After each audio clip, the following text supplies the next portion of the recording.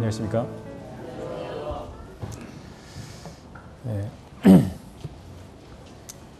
디모데전서를 살펴보는데 세월이 많이 지났습니다. 시간이 많이 요하는 내용입니다. 10번째 시간입니다. 디모데전서를 살펴보고 있는데 오늘 마지막 시간으로서 디모데전서 6장 11절부터 21절의 말씀을 통해서 심판대를 바라보는 주님의 신자의 삶, 그리스도의 삶에 대해서 함께 상고하기를 원합니다. 오늘 본문을 보기에 앞서서 우리가 생각해 보고 싶은 것은 우리 삶이 여전히 아직도 율법과 종교에 매여 있는 사람들의 삶보다 그다지 나을 것이 없다라고 하는 평가를 받는다면 이것은 심각한 문제입니다. 우리 주변에 아직 거듭나지 못한 율법에 매여 있는 사람들이 있습니다. 그리고 다른 종교에 매여 있는, 종교의 행위에 매여 있는 많은 사람들이 있습니다.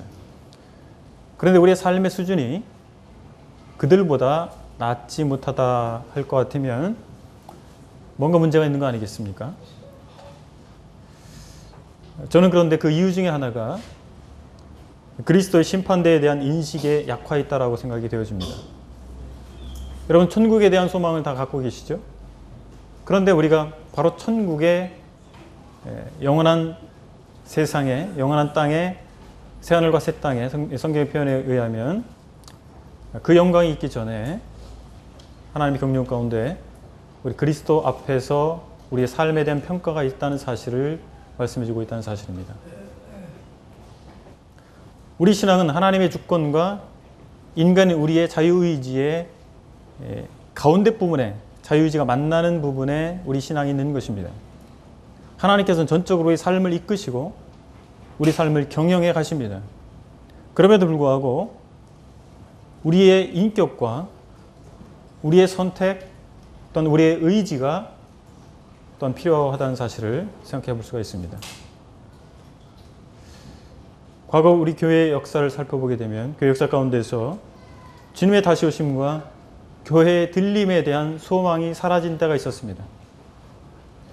이 종말론에 대한 성경적 분별이 부족한 때 바로 이런 주님이 우리 삶을 평가하시고 우리가 주님 앞에 서게 될 것이라고 하는 이 들림에 대한 소망이 사라진 때가 있었던 것입니다. 그때 교회의 세속화가 진행됐고 성도들의 삶이 믿지 않는 사람의 삶과 별반 차이가 없는 삶으로 타락하게 된 계기가 바로 여기에 있다는 사실입니다. 오늘날에도 마찬가지로 주 앞에 서게 될 때에 대한 균형 잡힌 인식이 우리 삶을 온전케 할 것입니다. 디모데전서 6장 11절부터 14절까지를 우리 함께 읽도록 하겠습니다. 11절부터 14절까지 한 목소리로 읽겠습니다. 시작. 오직 너 하나님의 사람아, 이것들을 피하고 의와 경건과 믿음과 사랑과 인내와 온유를 따르며 믿음의 선한 싸움을 싸우라. 영생을 취하라. 이를 위하여 내가 부르심을 받았고 많은 증인 앞에서 선한 증언을 하였도다. 만물을 살게 하신 하나님 앞과 본디오 빌라도를 향하여 선한 증언을 하신 그리스도 예수 앞에서 내가 너희를 명하노니 우리 주 예수 그리스도께서 나타나실 때까지 흠도 없고 책망받을 것도 없이 이 명령을 지키라. 아멘. 14절까지 읽었습니다. 오늘의 본문은 이제 21절까지 살펴볼 텐데 나머지 부분들은 중간중간에 살펴보도록 하겠습니다.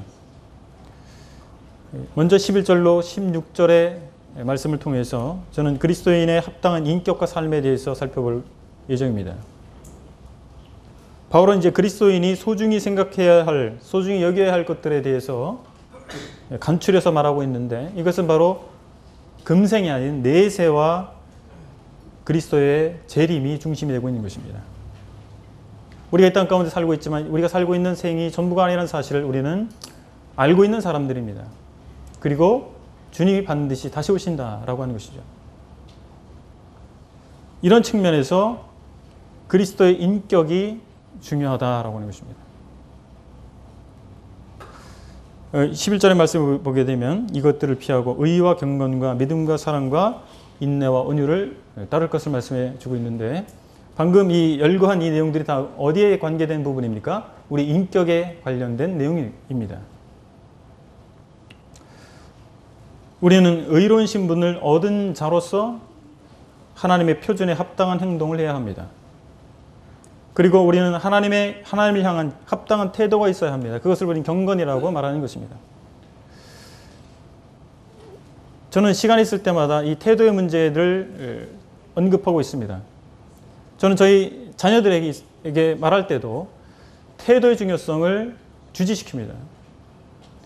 우리는 하나님 앞에 합당한 태도를 가지고 있는 것, 그것이 바로 경건이라고 하는 사실입니다. 경건이라고 하는 것이 어떤 금욕적인 삶을 포함하고 있지만, 금욕적인 삶을 사는 이유가 어디에 있습니까? 우리가 하나님 앞에 올바른 태도를 가지고 있을 때 우리는 죄로부터 또 세상 향락으로부터 멀어진 삶을 살게 될 것이고, 그것이 바로 공격적 삶의 형태로 나타나는 것뿐입니다. 또한 하나님을 신뢰하고 의지하는 것이 바로 믿음이라고 우리는 말할 수 있습니다. 우리가 하나님을 신뢰하고 그분을 의지하게 될 때 시시비비 문제로부터 우리는 자유로울 수가 있는 것입니다. 잠시의 나의 손해가 있을 수 있고 내가 오해받을 수도 있습니다. 그러나 우리가 하나님을 믿고 그분의 선하심을 의지한다 할 것 같으면 우리는 그런 시시비비의 문제에 대해서 예민하게 반응하지 않을 것입니다. 또한 우리 마음 가운데 하나님의 역사가 일어날 것 같으면, 하나님 인재가 내 마음 가운데 역사하신다 할 것 같으면 우리 마음 가운데 그리스도의 사랑, 하나님의 사랑을 체험하게 될 것이고, 하나님의 사랑을 진정 체험한 사람들은 다른 사람에 대해서 그 사랑을 나타나게 된다는 사실입니다. 그의 말과 그의 행동을 통해서. 단지 어떤 좋은 인간관계를 맺기 위한 것이 아니고 그 마음속에서부터 깊은 사랑의 동기가 유발되는 것입니다. 그것을 통해서 진정한 내적으로부터 솟아나는 사랑을 그가 경험하게 될 것이고, 자연스럽게 그의 인격의 모습 가운데서 사랑의 모습이 나타난다는 사실입니다. 그리고 그의 삶의 모든 상황에서 지속적인 견실함을 보여줄 수 있다는 사실입니다. 우리는 상황에 따라서 우리의 태도나 우리의 말이 바뀌는 경우를 종종 경험하게 됩니다.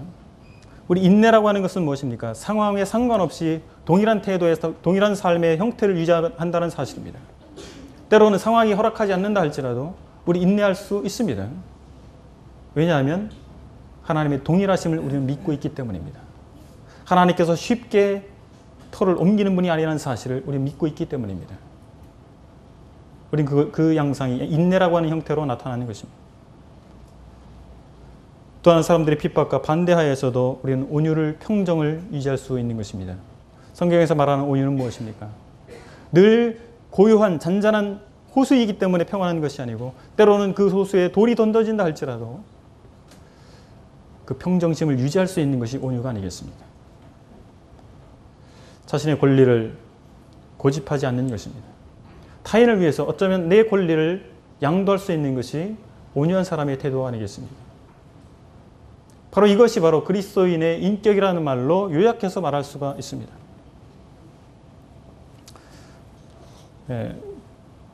국지대록이라고 하는, 이제 한자를 우리 발음대로 하면 국지대록. 일본인들이 이제 이름이 네자거든요.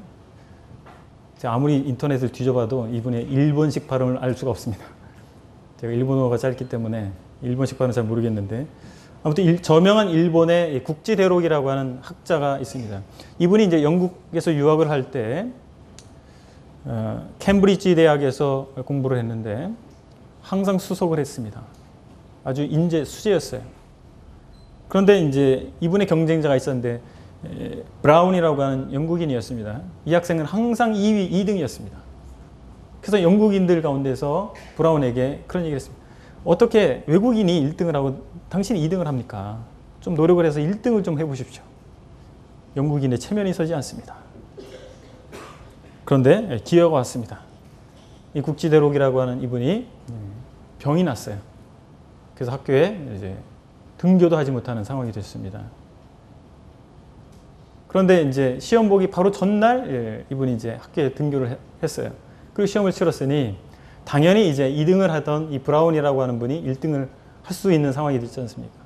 근데 결과를 보니까 여전히 국지대록이라고 하는 이 일본인 유학생이 1등을 한 거예요.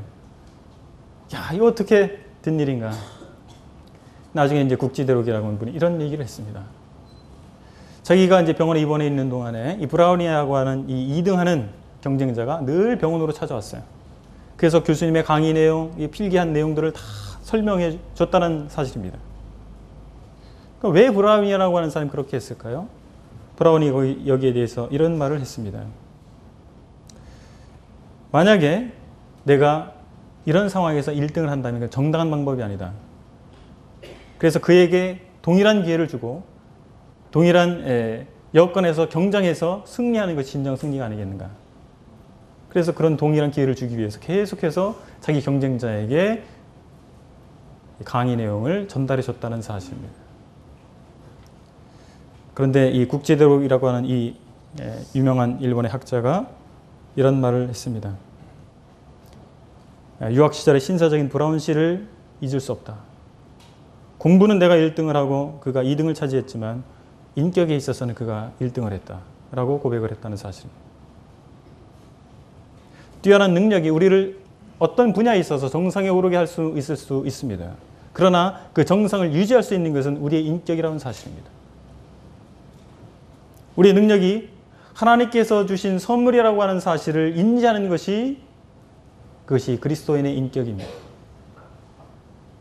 내가 가지고 있는 재능이나 능력이라고 하는 것이 내 고유한 것이 아니고 하나님께로부터 온 것이라는 사실을 우리가 인정할 것 같으면 우리는 교만하지 않을 것입니다. 다른 사람에 대해서 무례한 태도를 취하지 않을 것이고 내 권리를 주장하지 않을 것입니다. 이것이 우리 모든 그리스도인들이 소망하는 인격의 본질인 것입니다. 모든 것이 하나님께로부터 말미암은 것이다.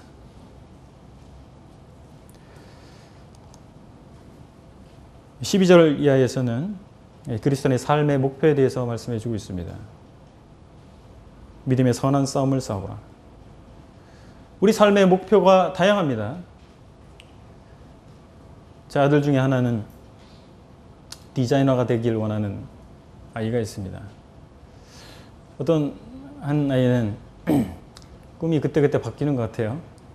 과학자가 됐다가 처음에는 피아니스트였습니다. 피아니스트였다가 이제 과학자가 되기도 하고 자라면서 경험하는 것에 따라서 꿈의 제목이 달라집니다. 근데 중요한 것은 하나님께서 나에게 원하시는 총론적 비전이 무엇인가라고 하는 것입니다. 강론은 우리가 디자이너를 할 수도 있고 과학자가 될 수도 있고 피아니스트가 될 수 있습니다. 그건 강론에 불과합니다. 중요한 것은 총론적인 하나님께서 우리에게 주신 비전이 무엇인가라고 하는 것입니다. 믿음의 고귀한 싸움에서 내 역할을 다하는 것이 비전이다.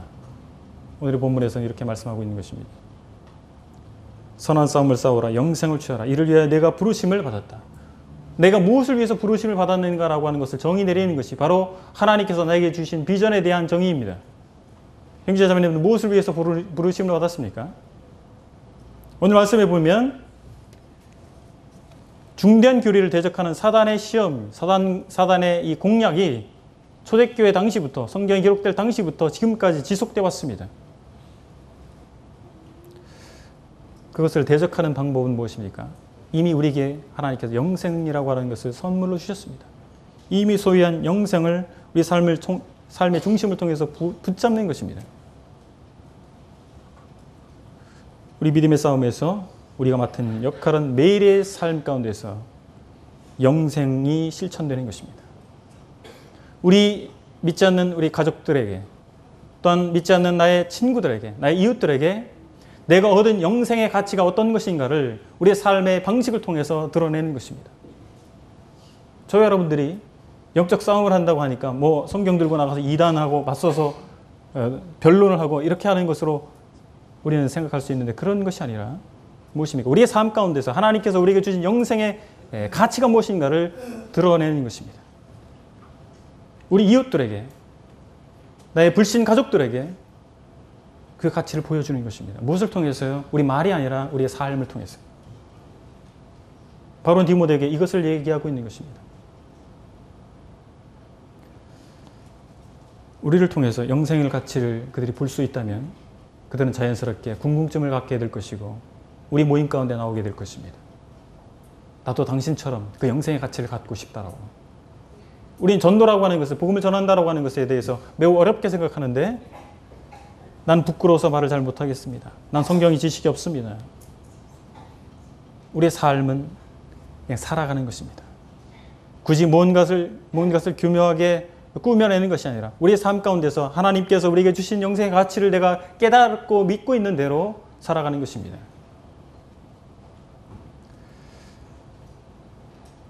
13절 이하에서는 구체적으로 말씀하는데 하나님의 영광을 위해서 살아라. 그리스도인의 삶의 목표는 하나님의 영광입니다. 하나님께서는 우리를 창조하실 때 당신의 영광을 위해서 창조했다라고 이사야 43장 7절에서 말씀해 주고 있습니다. 창조의 목적은 영광입니다. 하나님의 영광입니다. 우리를 구원한 목적은 바로 창조의 목적을 회복하는 것이었습니다. 만물을 살게 하신 하나님 앞과 본디오 빌라도를 향하여 선한 증거를 하신 그리스도 예수 앞에서 내가 너희를 명한다. 창조자 하나님과 성자 예수님을 근거로 한 명령인 것입니다. 그리고 14절 이하에 보게 되면 그리스도께서 나타나실 때를 말씀해 주고 있습니다. 우린 그리스도의 심판대 앞에서 우리 전반적인 모든 삶이 평가될 것입니다. 이 세상의 마지막이 오기 전에 교회의 휴거가 있습니다. 교회의 들림, 영어로는 랩처라고 합니다. 휴거라는 단어가 성경에 나오진 않지만 성경의 많은 표현에 의해서 믿는 그리스도인들, 곧 교회가 들려질 것을 말씀해 주고 있습니다. 그리고 그곳에서 우린 그리스도 앞에서 우리의 삶의 모든 동기와 결과에 대해서 평가를 받게 될 것입니다. 누구도 예외가 없습니다. 고린도후서 5장 10절에서 이렇게 말씀하고 있습니다. 우리가 반드시 그리스도의 심판대 앞에 나타나게 되어 각각 선악간에 그 몸으로 행한 것을 따라 받으려 함이라. 저 여러분들은 다 그리스도 앞에 서게 될 것이고 그 선악간에 행한 모든 것을 따라서 평가를 받게 될 것입니다. 고린도전서 3장에서는 그것이 불의 공력을 통해서 시험을 받게 될 것이라고 말씀해 주고 있고 이 불의 시험을 통해서 통과한 것들만이 하나님 앞에 상달된 것으로 평가가 된다는 사실입니다. 불의 공력을 통과하게 돼 불을 지나게 되면 어떻게 됩니까? 이런 종이류는 다 탈 것입니다. 나무도 탈 것입니다. 그러나 금이나 은이나 이런 금속류는 타지 않고 통과하게 될 것이죠.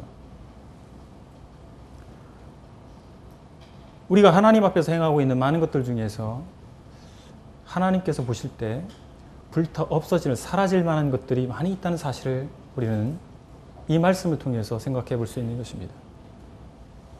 정말 하나님께서 나의 중심을 바라보시고 내 모든 행위와 이런 것들에 대해서 감찰하시는 하나님이신데 시편 139편 2절에서 뭐라고 말씀하고 있습니까? 주께서 나의 앉고 일어섬을 아시고 멀리서도 나의 생각을 밝히 아시오며. 그러면요, 사람 눈치 볼 필요가 없습니다. 어떤 일을 하게 될 때 사람의 눈치를 보고 하십니까? 누가 바라보면, 누가 평가해 주면 열심히 하고 아무도 평가해 주지 않을 때는 소홀히 하고자 하는 그런 마음이 있으십니까? 그럼 우리는 하나님을 의식하는 것이 아니고 사람을 의식하는 것입니다. 하나님은 나의 앉고 일어섬을 알고 계시고 내 마음 가운데 어떤 동기가 숨어 있는지도 알고 계십니다. 그것을 모두 평가하실 것입니다. 그래서 내가 사람의 눈치를 보고 한 것과 사람의 눈치를 봐서 적당히 그 눈을 피해서 하지 않은 것과 이 모든 것을 하나님께서 평가하고 계신 것입니다. 그 모든 것이 백일하에 드러날 날이 우리 그리스도 앞에 서게 될 그날이라는 사실입니다. 이것은 벌 주기 위한 심판이 아닙니다. 우리를 보상하기 위한 심판입니다. 그래서 정말 중심 가운데 하나님께 대한 충성과 바로 하나님의 사랑에 대한 반응으로서 자신의 삶을 헌신한 모든 사람들을 하나님께서 상 주길 원하시기 때문에 그리스도의 심판대를 준비하고 계신 것입니다. (16절에) 있는 것처럼 오직 그에게만 죽지 아니함이 있고 가까이 가지 못할 빛에 거하시고 어떤 사람도 보지 못하였고 또 볼 수 없는 이시니 그에게 존귀와 영광과 권능을 영원한 권능을 돌릴지어다. 먼하신 하나님을 위해 유한한 우리가 섬기는 영광을 우리는 경험하고 있는 것입니다. 여러분들 이 엄청난 영광을 여러분들 마음 가운데 가슴 가운데 느껴보신 적이 있으십니까? 하나님 어떤 신분이십니까? 무한하신 분이십니까? 우리는 어떤 존재입니까? 유한한 존재인 것입니다. 생명의 근원이십니다. 여러분 스스로가 생명을 취하거나 버릴 수 있으십니까? 우리는 그런 권한이 없습니다. 누구에게 생명을 부여할 수도 없습니다. 그러나 하나님께서는 그분이 생명이십니다. 생명의 근원 되신 분이십니다. 우리는 그분을 육신의 감각을 통해서 감지할 수 없는 분이십니다. 우리의 감지의 한계를 넘어선 분이십니다.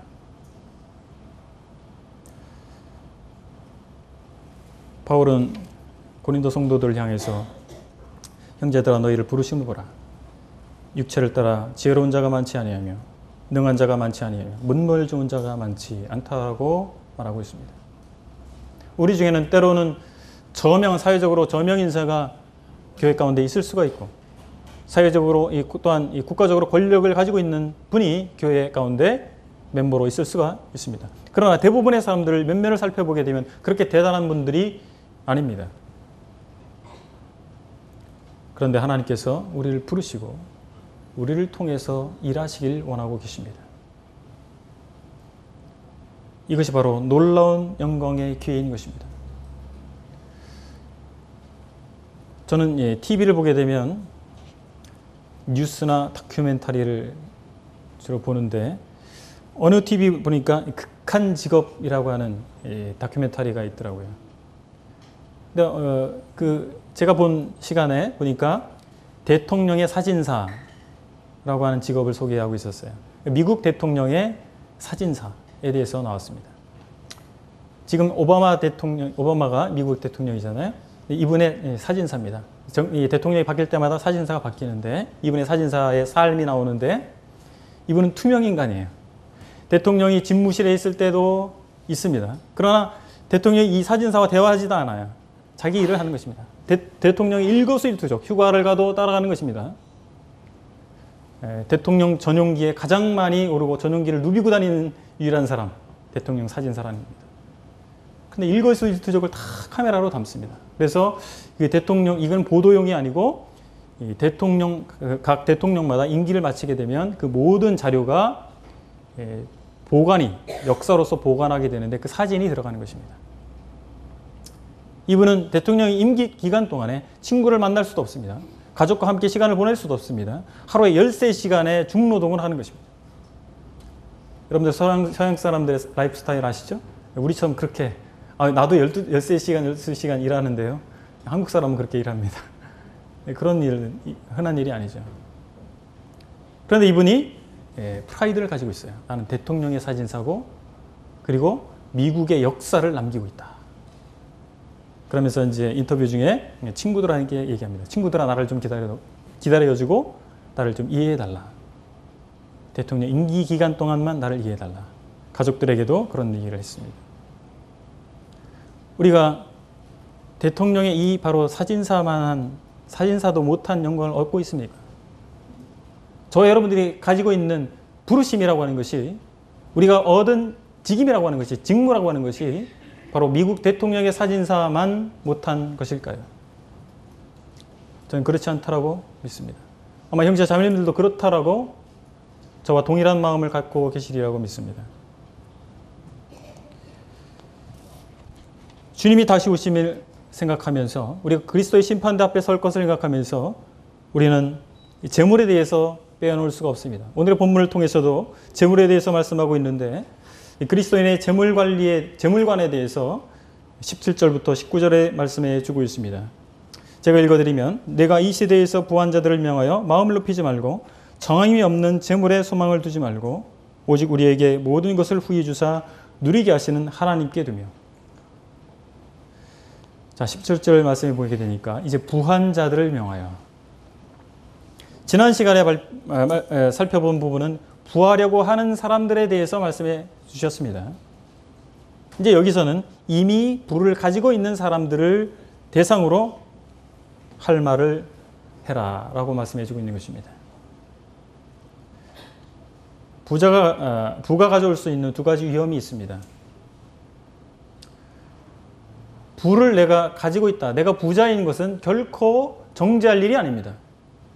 잘못이 아닙니다. 그러나 이 부라고 하는 것, 내가 가지고 있는 부라고 하는 것이 실질적인 위험을 줄 수 있다는 사실입니다. 첫 번째는 믿는 자들을 향해서 잘못된 태도를 가질 수 있다는 사실입니다. 무엇입니까? 마음을 높이는 것입니다. 우리가 부자가 되면, 부유를 소유하면 어떻게 됩니까? 스스로의 능력과 가치와 중요성을 과신할 수 있습니다. 그래서 다른 사람들을 향해서 교만하고 거만한 태도를 가질 수 있는 것입니다. 부유한 사람들이 다 그렇다는 것이 아니고 우리가 부를 갖게 되면, 풍족하게 되면 그럴 수 있는 위험성을 갖고 있다는 사실입니다. 그래서 있는 사람들은 없는 사람들을 배려하는 마음과 태도를 가지려고 노력해야 됩니다. 그런데 여기 이 본문의 말씀에 있어서는 이 부에 대해서만 말씀하고 있는데, 있는 것이라고 하는 것은 꼭 부만 얘기할 수 없습니다. 권력도 있는 사람이 없는 사람을 배려해야 됩니다. 건강은 어떻습니까? 건강도 내가 건강한 사람이 건강하지 않은 사람을 배려할 필요가 있다는 사실입니다. 그래서 우리 믿음 안에서 진정한 노블리스 오블리제가 필요하다는 사실입니다. 이 말이 좀 어렵게 들리실 수도 있는데 다름이 아니고 바로 사회적 지위에 상응하는 도덕적 의무를 가지고 있어야 한다는 것입니다. 사회적 지위가 높은 사람일수록, 가진 것이 많은 사람일수록 바로 그에 상응한 도덕적 책임이 더 커진다는 사실입니다. 부자가 뭐 벼슬인가요? 돈은 곧 권력입니다. 권력은 곧 돈입니다. 이런 등식이 우리가 살고 있는 이 세대 가운데 적용되고 있지 않습니까? 그래서 원튼 원하지 않든 간에 내가 가지고 있다 할 것 같으면, 부든 권력이든 가지고 있는 사람은 그만한 도덕적 사회적 책임을 갖게 된다는 사실입니다. 그렇게 하게 됐을 때 이 기득권층, 바로 뭔가 권한을 가지고 있는 사람들이 솔선수범하지 아니하면 사회적 분열이, 사회적 혼란이 오게 된다는 사실입니다. 실제로 제1차 세계대전과 2차 세계대전에서 영국의 고위층 자녀가 다니던 이튼 칼리지 출신의 2천여 명이 전쟁에 참전을 했습니다. 그리고 참전해서 전사했습니다. 전사한 숫자가 2천여 명입니다. 그리고 영국 여왕 둘째 아들 앤드류가 전투 헬기 조종사로 포클랜드 전쟁에 참전했습니다. 6.25 전쟁 때에도 미군 장성의 아들이 142명이 참전을 했고 그 중에 35명이 목숨을 잃거나 부상을 당했습니다. 바로 이런 것들이 노블리스 오블리제를 대표하는 역사의 기록들입니다. 우리가 부한자라 할 것 같으면 바로 영적인 노블리스 오블리제가 우리 가운데 있어야 된다는 사실입니다. 그만한 책임을 감당해 줘야 된다는 사실입니다. 두 번째 잘못된 위협이 될 수 있는 위험 요소는 불확실한 부에 소망을 두는 것입니다. 우리가 일단 부를 없을 때는요, 다 초월할 수 있을 것 같아요. 근데 일단 생기잖아요. 그러면 그것을 의지하지 않기가 어렵다는 것을 느낍니다. 저는 가져보지 않아서 잘 모르겠지만 가져본 분들이 그런 얘기를 하더라고요. 가져보면 그것을 의지하지 않기가 어려운 것입니다. 그래서 부를 주시는 분이 있는데 부를 주시는 분을 의지하지 아니하고 그 부 자체를 의지하게 되는 아이러니한 현상이 일어나는 것입니다. 그래서 잘못된 신뢰가 잘못된 삶의 방식을 낳는 것입니다. 부를 신뢰하기 때문에 삶의 방식이 왜곡되는 것입니다. 잘못되는 것입니다. 부를 주신 분을 의지하게 됐을 때 우리의 삶의 방식은 그분이 인도하는 삶을 살게 될 것입니다. 그러나 우리가 생각해야 될 것은 물질적인 부는 시간에 한정된다는 사실입니다. 시간의 제한을 받는다는 것입니다. 우리가 이 땅 가운데 사는 날 동안 또는 어떤 일정 기간 동안만 우리에게 허락될 수 있는 것이라는 사실입니다. 잠언 23장 5절에서 뭐라고 말씀하고 있습니까? 내가 어찌 험한 것에 주목하겠느냐. 정령이 재물은 스스로 날개를 내어 하늘을 나는 독수리처럼 날아가리라. 날개 달린 독수리를 잡을 수가 있습니까? 이것처럼 바로 재물이라고 하는 것이 그것을 의지하게 됐을 때 그것이 떠나가게 되면 우리는 아무것도 가진 것이 없는 상태로 남겨질 것이라는 사실입니다. 시편 52편에서는 이 사람은 하나님을 자기 힘으로 삼지 아니하고 오직 자기 재물의 풍부함을 의지한 사람에 대해서 말씀해 주고 있습니다. 하나님을 내 힘으로 삼아야 되는데 바로 풍부한 재물을 내 힘의 근원으로 생각하는 사람. 그 사람은 그 재물이 사라지게 됐을 때 모든 힘의 근원을 잃게 되는 것입니다. 사람이 왜 절망에 빠질까요? 자기가 의지했던 그것이 사라지게 됐을 때 절망하는 것입니다. 우리가 하나님을 의지하게 될 것 같으면, 영원하신 하나님을 의지하게 될 것 같으면 우리는 절망에 빠질 이유가 없는 것입니다. 18절에서는 이제 재물을 선한 사업의 도구로 사용할 것을 말씀해 주고 있습니다. 선을 행하고 선한 사업을 많이 하고 나눠주기를 좋아하며 너그러운 자가 되게 하라. 주인의 의도대로 사용해야 됩니다. 재물의 주인이 누구입니까? 내가 가지고 있는 재물이라고 하는 것이 소유주가 누구일까요? 바로 여기에 대한 정의가 필요한 것입니다. 바로 하나님이십니다.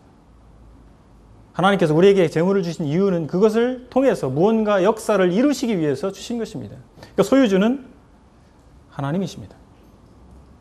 그래서 주인이신 하나님의 목적대로 우리의 이 재물이 사용되어야 된다는 사실입니다. 하나님의 의도대로, 또 하나님께서 원하시는 대로, 무엇입니까? 다른 사람을 돕는 일에, 선한 사업을 위해서 투자하는 것에 우리의 재물이 사용되어야 하는 것입니다. 그리고 자기 과시가 아니라 마음으로 베푸는 것이어야 됩니다. 동정이라고 하는 것은 무엇입니까? 다른 사람들에게 나를 나타내는 것을 동정이라고 말하지 않습니다. 내 마음 가운데 긍휼히 여기는, 측은히 여기는 마음에 의해서 사용되는 것입니다. 그것이 동정에 의한 베품이 아니겠습니까? 19절에 보면 이 내세에 대한 현명한 투자의 자원이 바로 재물이라는 사실을 말씀해 주고 있습니다. 이것이 장래에 자기를 위하여 좋은 터를 쌓아 참된 생명을 취하는 것이다. 하나님 나라의 원리는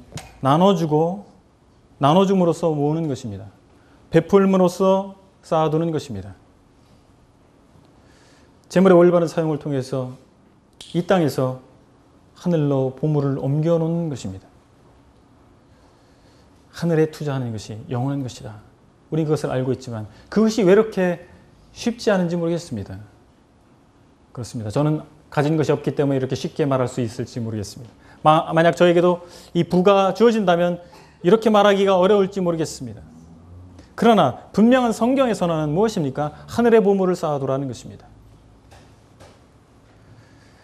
우리가 가게 될 그 나라에는 우리가 이 땅 가운데서 얼마를 소유했는가 보다는 하나님을 위해서 얼마를 사용했는가, 이것에 대해서 평가하실 것이라는 사실입니다. 나는 100억을 가졌는데요, 나는 1000억을 가졌는데요, 이것이 아니라 내가 하나님 위해서 나는 얼마를 드렸는가, 얼마를 사용했는가라고 하는 것입니다. 바로 우리가 가지고 있는 부가, 재물이 하나님의 관심사에 사용된다 할 것 같으면 그것만큼 보물이 하늘로 옮겨진다는 사실을 오늘 본문을 통해서 말씀해 주고 있는 것입니다. 20절과 21절에서는 이제 진리의 수호자로서의 삶에 대해서 말씀해 주고 있습니다.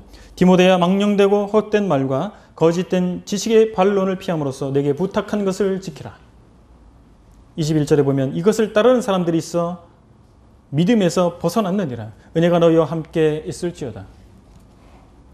진리수의 책임이 바로 디모데에게, 믿는 그리스도인들에게 있다는 사실을 말씀해 주고 있습니다. 바로 이 표현, 어떤 병사가 어떤 물건을 지키고 있는 모습을 표현한 것입니다. 형제님들은 다 군대를 대부분 다녀오셨는데 어떤 것을 지키는 책임, 무기를 지키는 책임, 또는 다른 병사들이 잠자리를 지키는 책임을 가지고 있는 병사가 어떤 태도를 가지고 있어야 됩니까? 졸지 말아야 될 것입니다.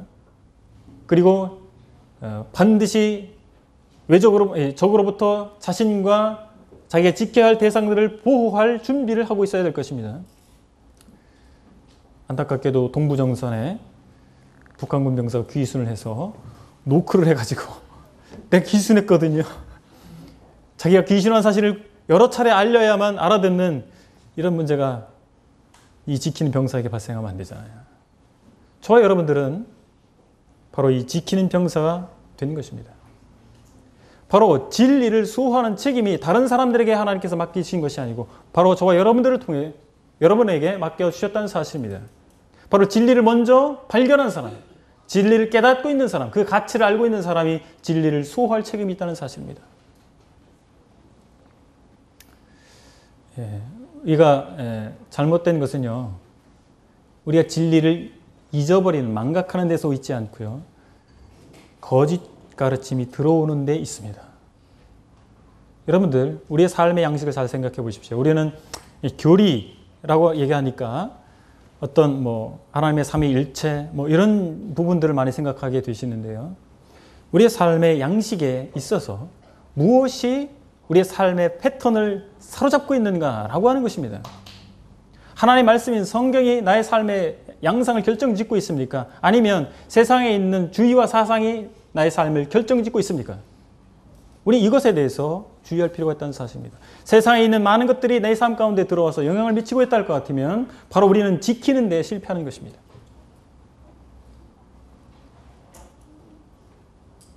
망령되고 헛된 말, 거짓된 지식의 반론, 이런 것들은 결코 삼위일체를 거부하거나 예수 그리스도를 거부하거나 이런 명백한 것이 아닌 것을 통해서도 온다는 사실입니다. 물론 이런 명백한 잘못된 것들이 있을 수 있습니다. 그러나 대부분의 경우에 있어서는 아주 교묘하게 위장되어서 그럴듯한 누구나 따라야 할 삶의 기준인 것처럼 포장되어서 우리 삶 가운데 들어온다는 사실입니다. 그래서 우리가 똑바로 살아야 합니다. 누가 똑바로 살아야 할까요? 바로 저와 여러분들이 똑바로 살아야 됩니다. 이 세상이 다 하나님을 반하는 가르침을 통해서 이 세상이 전부인 것처럼 살아가지만 저와 여러분들만큼은 이 세상이 전부가 아니라는 사실을 증명하는 삶을 살아야 되지 않겠습니까? 바로 이 세상은 멸망을 위해서 간수한 바 됐다는 사실을 우리가 증명하는 삶을 우리 삶 가운데서 살아가는 것이 바로 진리를 지키는 삶이 아니겠습니까? 두 번째로 우리 중에 이탈자가 나오지 않도록 해야 할 것입니다. 에베소에서 실제로 그런 일이 있었던 것을 21절 말씀을 통해서 보게 됩니다. 그들이 예수 그리스도를 시인했고 하나님의 거룩한 사역을 위해서 동역했던 교회 멤버라고 얘기했던 사람들이 이제 사라지게 된 것입니다. 잘못된 가르침에 빠져서 그들을 떠나게 되는 이런 일들이 발생했던 것을 보게 되는 것입니다. 교회 생활이 중요한 것입니다. 여러분들 교회 생활을 어떻게 하고 계십니까? 주일날 아침에 와서 예배 찬양 시간부터 참석해서 예배 성만찬을 하시고 주의 만찬을 나누시고 설교를 들으시고 애찬하시고 집에 가셨습니다. 매주 이런 삶을 살고 계십니까? 여러분 교회 생활을 하고 계신가요? 무엇이 교회 생활일까요? 교회는 불러낸 무리입니다. 하나님의 양무리인 것입니다. 양무리 가운데 있는 것이 교회 생활입니다. 그것이 신앙생활입니다. 이것이 잘못된 우리의 삶 가운데에서 잘못된 가능성을 내포하고 있는 것입니다. 어떻게 잘못될까요? 무리 가운데 있지 않는 것입니다. 교회에 집회에 참석하는 것이 무리 가운데 있는 것이 아니고, 여러분들 오해하지 마십시오. 나는 교회에 출석하고 있습니다. 서청주 교회 주소록에 내 이름이 들어가 있습니다. 이것이 교회 생활을 하고 있다고 생각하지 마십시오. 이것이 무리 가운데 있는 것이 아닙니다. 무엇입니까? 회중의 교제 가운데 있는 것입니다. 성도들의 교제 가운데 있는 것입니다. 여러분들이 주일 집회에 참석한다 할지라도, 예배에 참석하고 있다 할지라도 여러분들이 교제권 가운데 있지 않을 것 같으면 여러분 무리 가운데 있는 것이 아닙니다. 이리들은, 육식동물들은 바로 무리 가운데에서 벗어난 양들을 누리는 것입니다.